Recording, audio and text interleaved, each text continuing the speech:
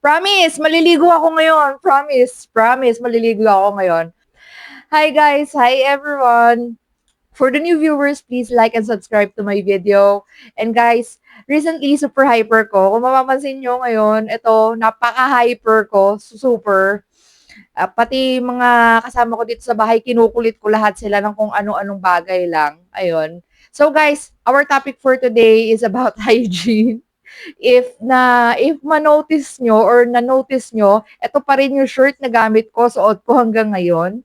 Kung mapapansin nyo yung mga vlogs or yung mga content ko this current week, tatlo, apat, yata, na content is ito yung shirt ko. Meaning, hindi pa ako naliligo hanggang ngayon. Pero guys, maliligo na ako, promise. Maliligo na ako after this video. Kasi guys, ayun nga, may content for this week is about, nagkaroon ako ng manic episode. Tapos yung isa doon, grogginess dahil sa side effects ng medicine. Lagi akong tulog. Kasi tulog lang ako ng tulog kasi groggy ako. Madikit lang ako sa higaan. Manood ako ng something. Puro intro lang ako sa pinanonood ko kasi tulog talaga ako, guys. Tulog lang ako ng tulog. Ganun ako ka-groggy dun dahil sa gamot. Pero guys, yung pagka-groggy ko sa gamot, technically, ngayon ko lang nalaman. Ngayong day na 'to. Ang kulit ko kasi hyper na hyper talaga ako ngayong araw na 'to. So, napaisip tuloy ako. Sabi ko, "Ala, hindi pa pala ako naliligo kasi ito pa rin yung suot ko." Ito pa rin kasi tinignan ko yung mga content ko, guys, eh. Pinanood ko yung content ko. Sabi ko, "Ha, ito pa rin suot ko." Ibig sabihin hindi pa rin ako naliligo. Ibig sabihin puro tulog, kain lang ako for the whole week. So, meaning that my sleepiness is not just side effects of my medication.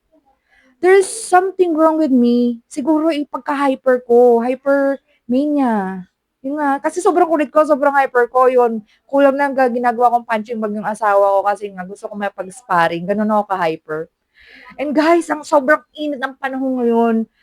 At nasa kwarto lang ako, nakababad ako sa aircon, kaya hindi ko siguro nararamdaman na I need to take a bath. Kasi nga lagi ako nasa aircon. Guys, seryoso. Nakakatawa man, tinatawanan ko man ang sarili ko, but since this is an awareness channel, this is for you to know that what's going on with me, nakakalimutan ng hygiene, sleepiness, overtulog is not a good sign for a mental health. Okay? So, yun lang guys. Thanks for watching me. Nakakatawa talaga. Pero, thanks guys. Please like and subscribe. Bye!